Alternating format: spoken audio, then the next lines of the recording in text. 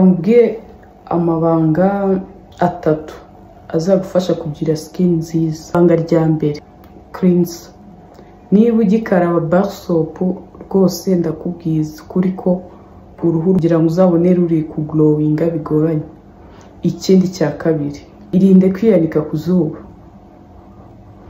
Irinde izuba uko byagenda kose, kuko izuba niryo ridutera amabara ku ruhu, niyo atuzanira ya minkanyari hakiri kare tutari twanakura.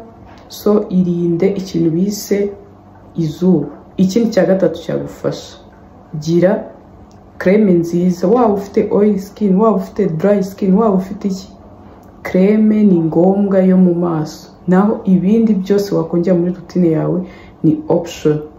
Ikindi cya nyuma nakubwira ni ukujya ukora exfoliation. Exfoliation ni 2 mu cyumweru, ni ngombwa cyane kuko inakurinda ibiheri bya hato na hato. Ngewe hano ndi kuzana ibiheri, ariko mba mbizi ko anytime nshatse kugikuraho ntabwo byangoye.